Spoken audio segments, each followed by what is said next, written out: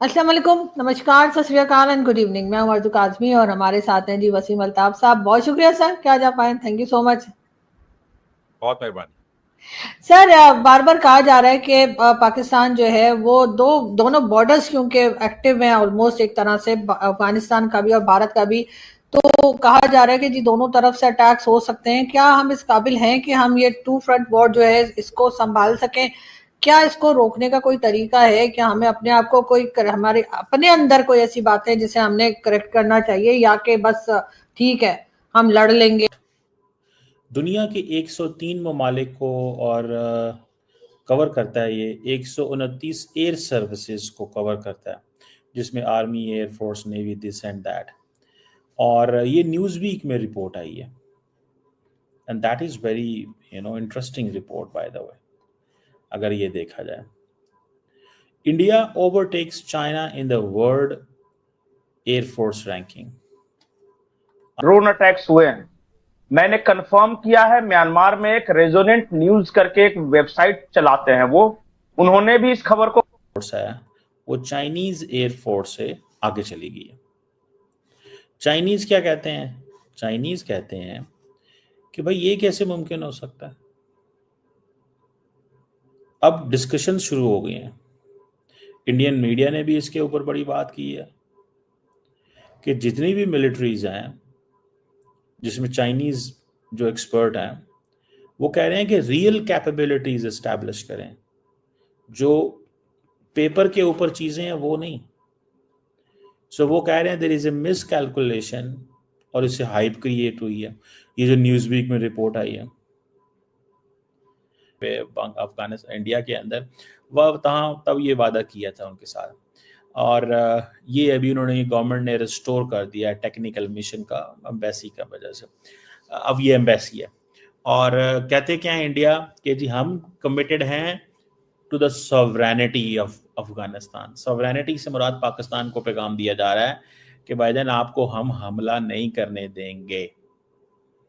Sovereignty का मतलब क्या है कि हम आपको हमला नहीं करने देंगे, कि मतलब आप अफगानिस्तान की सॉवरेनिटी को चैलेंज नहीं कर सकते। क्योंकि पाकिस्तान ने रिसेंटली जब हमला किया था अफगानिस्तान में टीटीपी की हाइडआउट्स पे, इंडिया उसको टीटीपी की हाइडआउट्स को हाइडआउट्स ही नहीं मानता।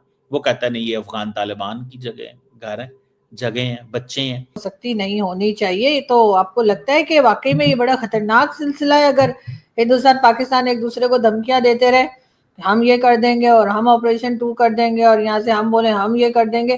क्या लगता है आपको? न्यूक्लियर वेपन्स तो दोनों के पास हैं, तो ये ज्यादा खतरनाक नहीं है अगर हम इस किस्म के स्टेटमेंट्स चले दोनों तरफ से? कहीं तो मतलब रुकना चाहिए ना हमें।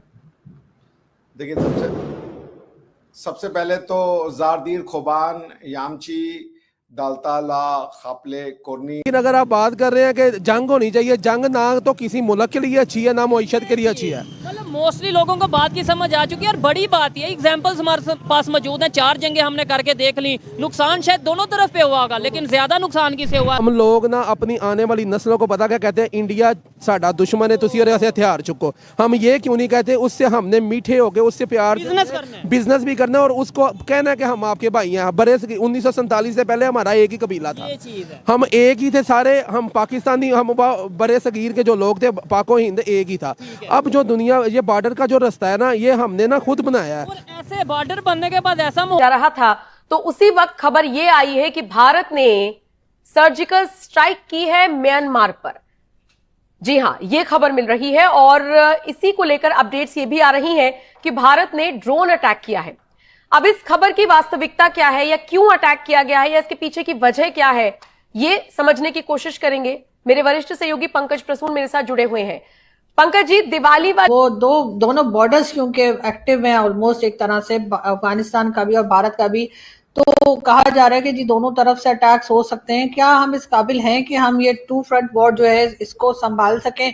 क्या इसको रोकने का कोई तरीका है? क्या हमें अपने आप को हमारे अपने अंदर कोई ऐसी बातें जिसे हमने करेक्ट करना चाहिए, या कि बस ठीक है हम लड़ लेंगे और हम ये कर लेंगे? कल भी आपने यकीनन देखा होगा जो साहिर शमशाद मिर्जा साहब है, उनका स्टेटमेंट बड़ा चल रहा है आजकल हमारे टीवी पर भी और सोशल मीडिया पर भी, जिसमें वो कह रहे हैं कि जी भारत की जो फौज है उसके अंदर पॉलिटिक्स शामिल हो गई है। मैंने कहा लो, मतलब अजीब सी बात है, कमाल ही हो गया यानी हमारी